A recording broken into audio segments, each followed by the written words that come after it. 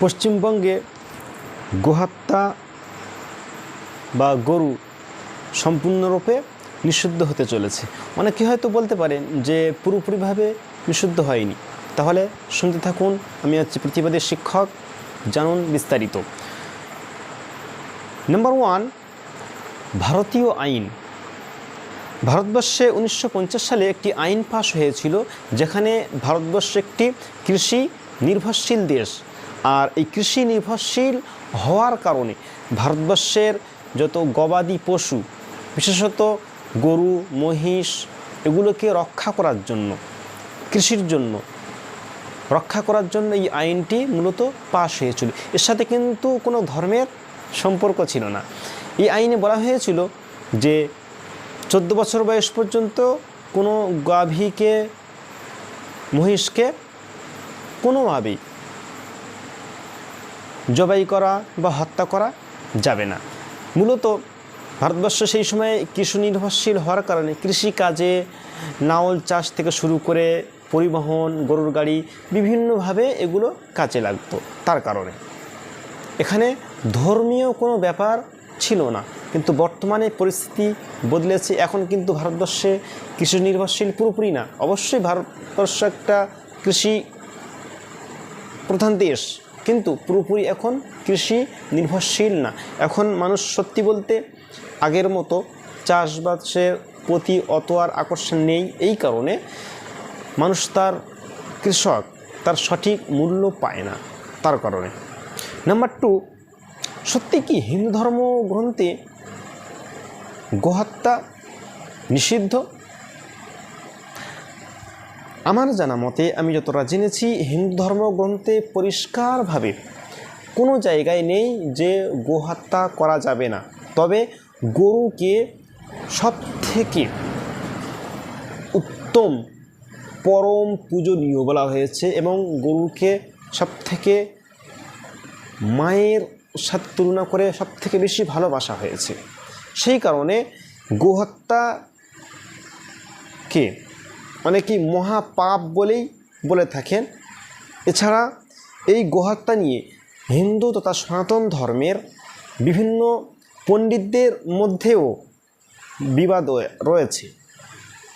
কেউ বলে থাকেন খাওয়া যাবে, কেউ বলে থাকেন যাবে না। যাই হোক, ও কথা ছেড়ে দিলাম। ইসলাম ধর্মগ্রন্থ অনুযায়ী অবশ্যই বৈধ আছে। তবে যে কয়েকদিন বাকি আছে কোরবানির সাথে এবং খাওয়ার সাথে বিষয়টা আলাদা। কোরবানির বিষয়ে যখন সর্বপ্রথম এই হত্যা শুধু গরু নয়, সেখানে ছাগল, মহিষ থেকে শুরু করে উট, দুম্বা ইত্যাদি দেওয়ার কথা উল্লেখ আছে। এটা শুরু হয়ে প্রথম মুসলমান, ইসলাম ধর্ম, খ্রিস্টান ধর্ম এবং ইহুদিদের ধর্মীয় একজন পিতা, যাকে ইসলাম ধর্মের মানুষেরা ইব্রাহিম আলাইহিস সালাম বলেন এবং খ্রিস্টান ইহুদিরা আব্রাহাম বলেন। তিনি প্রথম এটি চালু করেছিলেন সর্বশক্তিমান সৃষ্টিকর্তার নির্দেশে। অনেক ঘটনাবলী আছে। তাঁর পুত্রকে, তাঁর সবথেকে প্রিয় জিনিসকে সর্বশক্তিমান সৃষ্টিকর্তার উদ্দেশ্যে সৃষ্টিকর্তা তিনি স্বপ্নের মাধ্যমে তাঁকে বলেছিলেন যে তোমার সবথেকে উৎকৃষ্ট, সবথেকে প্রিয় জিনিসটাকে আমার নামে উৎসর্গ করো। তিনি তার সন্তানকে উৎসর্গ করতে চেয়েছিলেন, কিন্তু সৃষ্টিকর্তা তাকে একটি দুম্বা বা অনেকগুলি দুম্বা দিয়েছিলেন। বিভিন্ন অনেক ঘটনা আছে। এইভাবে এটা চালু হয়েছিল। কিন্তু বর্তমান ভারতবর্ষের পরিস্থিতিতে এগুলো আরবে যেহেতু চালু হয়েছিল, আরবে শুরু হয়েছে, আরবে দুম্বা, উট, ছাগল এগুলো পাওয়া যায়। কিন্তু ভারতবর্ষে উট, দুম্বা এগুলো পাওয়া যায় না খুব সহজেই। তার কারণে এখানে গরু মুসলমানরা, ইসলাম ধর্মের মানুষেরা তারা হত্যা করা বা জবাই করে থাকেন। তবে ভারতবর্ষের এই আইন অনুযায়ী ভারতের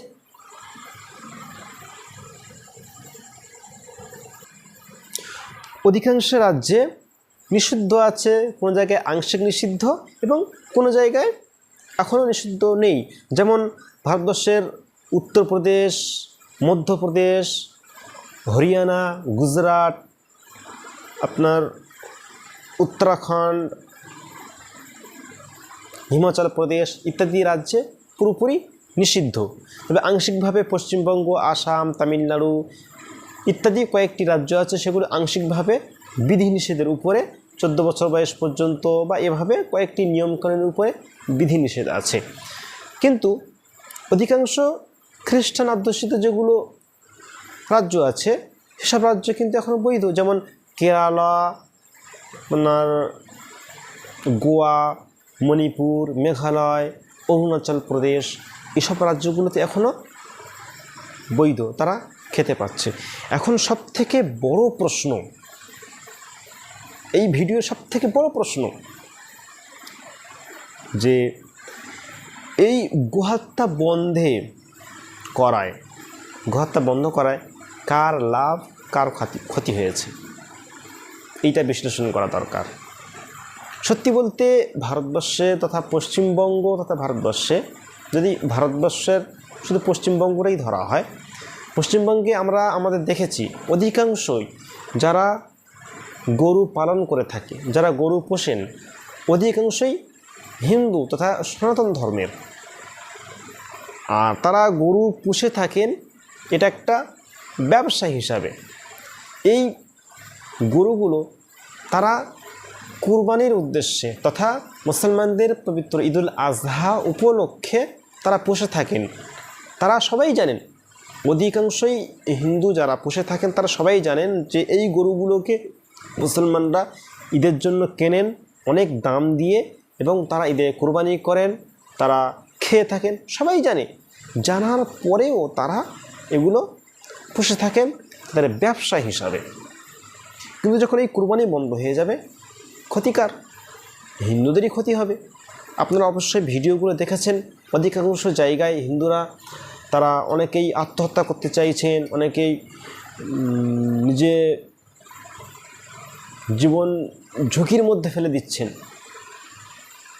এর জন্য অবশ্যই সরকারের দৃষ্টি আকর্ষণ করা উচিত। আরেকটা বড় সমস্যা, যদি এই কুরবানি বন্ধ হয়ে যায় বা গোহত্যা নিষিদ্ধ হয়ে যায়, সরকারের উচিত ছিল 5 থেকে 7 বছর, একেবারে 14 বছর না বেঁধে দিয়ে 5 থেকে 7 বছর করে দেওয়া উচিত ছিল। তাহলে গরুটা সত্যি বলতে এটা একটা খাদ্য, আমি পছন্দ করতে পারি, আপনি পছন্দ করতে পারেন, আপনি খেতে পারেন। আপনি কি খাবেন, আমি কি খাবো, সেটা সরকার কেমন ঠিক করে দেবে। আমি কি পরবো, আমি কোন পোশাকটা পরবো, আমি কোন খাদ্যটা খাবো, সেটা আমি ঠিক করব, এটা আমার রুচির বিষয়। আর এইভাবে ভারতবর্ষের ইকোনমিক সিস্টেম, ভারতবর্ষের পুরোপুরি অর্থব্যবস্থা ধ্বংসের মুখে চলে যাবে। খাদ্যে ঘাটতি হবে। যখন একটা পরিবার যে খাদ্যটাকে পছন্দ করতো, তারা যখন সেটা পাবে না, অন্য খাদ্যটাকে কিনে নেবে। ধরুন আপনার গরু পছন্দ করতে পারে না, খাসি নেবে, পোলট্রি বা বিভিন্ন যখন সব জিনিসগুলো আছে, তাহলে সেখানেই অনেক ঘাটতি হয়ে যাবে। হ্যাঁ, সরকারের উচিত ছিল 5-7 বছর বেঁধে দিয়ে সেটা আরও উৎপাদনের কীভাবে পদ্ধতি আছে, আরও কীভাবে গরু পালন করা যায়, পশু পালন করা যায়, সেগুলো নির্ধারণ করে অবশ্যই ভারতবর্ষ তথা আমাদের দেশ উন্নতি হতো, দেশ এগিয়ে যেত। আমরা চীনের কাছে বিক্রি করব মাংস, জাপানে বিক্রি করব, অস্ট্রেলিয়ায় বিক্রি করব, আমেরিকায় বিক্রি করব, ব্রাজিলে বিক্রি করব। আজকে ভারত রপ্তানিতে 2 নম্বরে আছে, 1 নম্বরে ব্রাজিল। এর লাভটা হচ্ছে জনগণের ক্ষতি, সরকারের লাভ। এই সত্যি বলতে এই গরুগুলো কি হবে, অল্প দামে যেসব কোম্পানি আছে, যেমন ধরুন আপনার অ্যালায়েন্স সন্স প্রাইভেট লিমিটেড, প্রায় 30-40% রপ্তানি এই কোম্পানি করে থাকে, এবং আরও অনেক কোম্পানি আছে ভারতবর্ষে। এদের থেকে সরকার অনেক টাকা ট্যাক্স পায়, সেটা সরকারের খাতে কাজে লাগায়, ঠিক আছে। কিন্তু এই উৎপাদনটা যদি আরও বাড়িয়ে আমরা আরও বিভিন্ন দেশে যদি বিক্রি করতে পারি, খাদ্যের যোগান দিতে পারি, আমাদের দেশ উন্নত হবে, আমরা বাঁচব, সরকার বাঁচবে, জনগণ বাঁচবে, দেশ আরও উন্নত হবে। সুতরাং পরিশেষে একটাই সমাধান, সরকারের উচিত এগুলো বিবেচনা করা। আর কোনো জনগণের একদম উচিত নয় নিজের হাতে আইন তুলে নেওয়া কখনোই নেবেন না, হাতে আইন তুলে নেবেন না। কোনো সমস্যার সুবিধা প্রশাসন বন্ধুরা আছেন ওদেরকে জিজ্ঞাসা করবেন, জানবেন, যারা আইন সম্পর্কে জানেন বুঝবেন। আইন হাতে নেবেন না, তবে আন্দোলন করুন, আন্দোলন করুন। আপনার গোহত্যা থেকে শুরু করে কোনো বিষয়ে আপনার পছন্দ না হতে পারে, আমার পছন্দ না হতে পারে। এই ভারতবর্ষ ধর্মীয় ব্যক্তির স্বাধীনতা দিয়েছে। আমি ওর জন্য আন্দোলন করব, আসুন আন্দোলন করুন, আপনি করুন, আমি করব। আমার যেটা পছন্দ আমি সেটা খাবো, আমার যেটা পছন্দ সেটা আমি নাও খেতে পারি। সেটা সরকার কেন ঠিক করবে? সরকারের কাজ ধর্মীয় বিষয়ে উস্কানি নয়, সরকারের কাজ জনগণের উন্নতি করা। দেশ পরিচালনা করতে গেলে সর্বপ্রথম জনকল্যাণমূলক কাজ করতে হবে, এটাই হচ্ছে সরকারের দায়িত্ব, কর্তব্য। সুতরাং আসুন আমরা আমাদের দেশ গঠন করি, উন্নত ভারতবর্ষ গঠন করি। এই ভারতবর্ষ গঠন করার একমাত্র সংগঠন হচ্ছে ভারতীয় ঐক্য সংঘ। ভারতীয় ঐক্য সংঘে যোগ দিন। Thank you.